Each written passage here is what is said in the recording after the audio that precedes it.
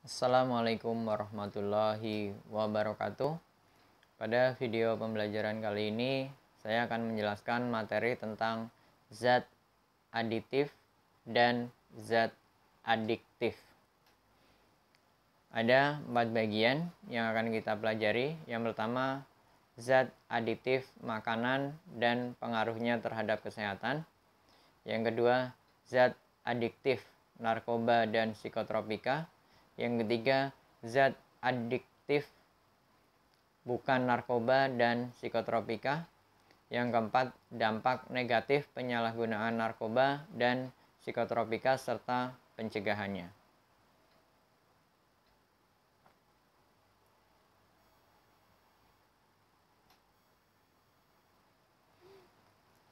Ini adalah beberapa kelompok dari zat adiktif pada makanan.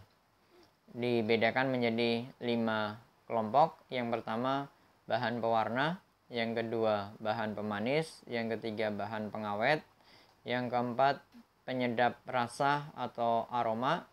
Yang kelima, bahan adiktif lainnya seperti antioksidan, pengemulsi, anti kempal, anti busa, pengembang, dan pengeras. Yang pertama, bahan pewarna. Bahan pewarna ini bisa dibedakan menjadi 2, yaitu pewarna alami dan pewarna sintetis atau pewarna buatan. Untuk pewarna alami ini sumbernya bisa dari sayuran atau bisa juga dari buah. Contohnya di sini ada bunga telang, daun suji, kemudian buah naga. Selain itu juga bisa dari wortel, kunyit. Sedangkan untuk yang pewarna sintetis ada contohnya seperti tartrazin, eritrosin, dan pewarna yang lain. Oke, berikutnya bahan pemanis. Sama halnya dengan bahan pewarna, bahan pemanis juga bisa dibedakan menjadi 2. Ada pemanis alami dan ada pemanis buatan atau sintetis. Bahan pemanis alami seperti gula merah, kemudian madu, dan kayu manis, termasuk juga gula pasir. Sedangkan untuk pemanis buatan atau sintetis, ini contohnya sakarin, aspartam, siklamat, sorbitol, serta yang lain. Ada perbedaan antara pemanis alami dan pemanis buatan. Salah satunya adalah pemanis alami ini akan terurai pada suhu yang tinggi, sedangkan pemanis sintetis atau pemanis buatan ini biasanya lebih stabil. Pemanis alami memiliki kalori yang tinggi, sedangkan pemanis buatan ini memiliki kalori yang rendah. Harganya, pemanis alami relatif lebih mahal, kemudian rasa manisnya normal, serta lebih aman bagi kesehatan untuk pemanis yang alami. Sebaliknya untuk pemanis buatan, harganya relatif terjangkau, rasa manisnya ratusan kali lebih manis, kemudian sebagian berpotensi karsinogenik atau pemicu sel kanker pada tubuh. Yang berikutnya, bahan pengawet. Bahan pengawet alami yaitu seperti bawang putih, garam dapur, kemudian keluak. Sedangkan pengawet buatan ini terdiri dari belerang dioksida, nitrit, dan garamnya, garam sulfit, kemudian asam benzoat dan garamnya, serta asam sorbat dan garamnya. Kemudian untuk pengawet yang berbahaya itu ada formalin dan borak. Formalin berbahaya karena formalin ini dapat menekan fungsi sel sehingga mengakibatkan kematian sel dan menimbulkan keracunan, iritasi lambung dan alergi. Sedangkan boraks ini bisa menyebabkan keracunan, gangguan pada sistem saraf, kemudian pada ginjal, hati, dan kulit, serta bisa mengakibatkan pendarahan di lambung, komplikasi pada otak dan hati, serta bisa mengakibatkan kematian.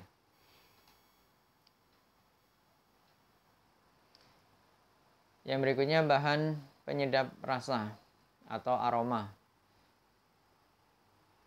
Penyedap alami contohnya seperti serai, kemudian merica, seledri, termasuk bawang merah. Kemudian penyedap buatan itu MSG atau monosodium glutamat. Atau penyedap atau aroma yang lainnya di sini di tabel ada banyak: aroma jeruk, oktil asetat, kemudian aroma pisang, isoamil asetat, apel, isoamil valerat, kemudian rum, isobutil propionat, kemudian aroma pir, ada propil asetat, aroma nanas, etil butirat, aroma arbei, etil asetat, aroma murbei, butil asetat, aroma pisang, amil asetat. Zat adiktif lainnya itu sebagai bahan antioksidan, pengemulsi, bahan anti kempal, bahan anti busa, bahan pengembang, dan bahan pengeras. Yang berikutnya zat adiktif narkoba dan psikotropika. Ini ada dua bagian, yaitu jenis-jenis zat adiktif dan ciri-ciri pecandu narkotika dan psikotropika. Narkoba ini bisa dibedakan menjadi 3 golongan, yaitu golongan 1, golongan 2, dan golongan 3. Golongan 1 contohnya seperti opium, kokain, kemudian meskalina.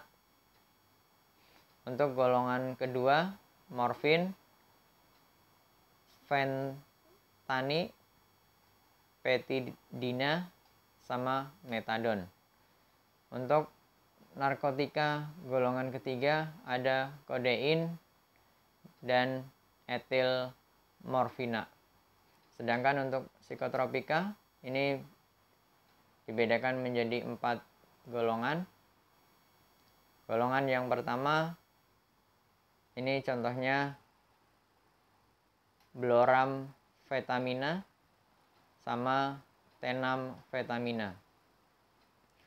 Untuk psikotropika golongan kedua ada metilfenidat sama aminetina. Untuk psikotropika golongan ketiga ada katina dan pentazosina. Untuk psikotropika golongan keempat ada diazepam dan barbital.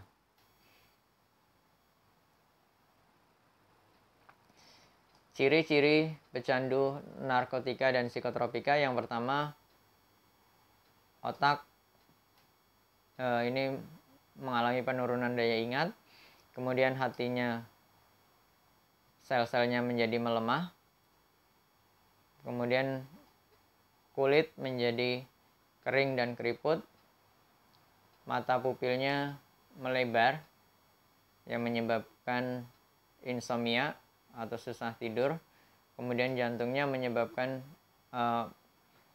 pecah pembuluh darah, jadi terjadi pecah pembuluh darah, kemudian daya tahan tubuh turun dan mudah sakit. Zat adiktif bukan narkotika dan psikotropika. Ada rokok, alkohol, kafein, dan zat inhalansi. Untuk rokok, ini mengandung 3 zat. Yang pertama adalah karbon monoksida, nikotin, dan tar. Untuk alkohol, ini bisa dibedakan menjadi 3 golongan. Ada golongan A, golongan B, golongan C. Golongan A ini memiliki kadar etanol 1-5%, contohnya adalah bir. Golongan B memiliki etanol 5-20%, contohnya adalah anggur atau wine. Kemudian untuk golongan C, ini memiliki etanol 20-40%, contohnya whisky, vodka.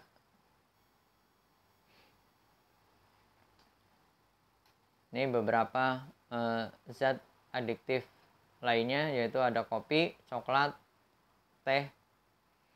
Sedangkan untuk zat inhalansi ada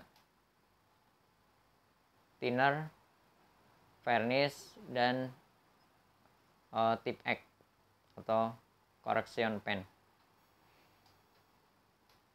Dampak negatif penyalahgunaan zat adiktif dan psikotropika.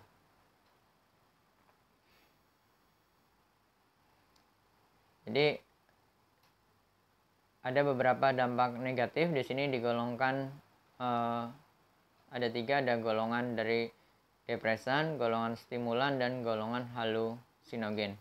Dampak negatif dari golongan depresan ini yang pertama merusak hati, paru-paru, ginjal, jantung, dan koordinasi tubuh. Yang kedua, menimbulkan rasa sakit, kejang-kejang, dan depresi. Yang ketiga, mengakibatkan ketergantungan secara fisik dan mental. Yang keempat, melemahkan sistem saraf. Yang kelima, mengakibatkan kematian apabila overdosis. Sedangkan dampak negatif dari golongan stimulan, ini yang pertama menaikkan tekanan darah. Yang kedua, merusak sel-sel saraf. Yang ketiga, denyut nadi tidak beraturan. Yang keempat, menurunkan berat badan. Yang kelima, mengakibatkan paranoid dan kematian. Sedangkan dampak negatif dari golongan halusinogen, yang pertama merusak ginjal dan sel saraf. Yang kedua, memengaruhi daya ingat dan konsentrasi. Yang ketiga, mengakibatkan kebingungan dan kegilaan atau skizofrenia.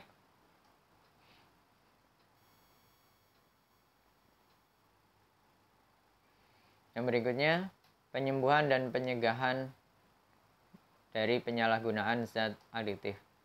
Untuk penyembuhannya ini ada beberapa tahap. Yang pertama adalah pertolongan pertama, kemudian resusitasi, detoksifikasi, sedangkan yang terakhir adalah rehabilitasi. Sedangkan untuk pencegahannya ini ada 3. Yang pertama, tidak terlibat dalam jaringan peredaran narkoba baik sebagai pengedar atau sebagai pemakai. Kemudian menolak ajakan untuk memakai narkoba dan psikotropika. Kemudian memberitahukan kepada pihak yang berwajib apabila mengetahui adanya pemakaian zat narkoba dan psikotropika. Demikian materi pembelajaran kali ini. Terima kasih. Wassalamualaikum warahmatullahi wabarakatuh.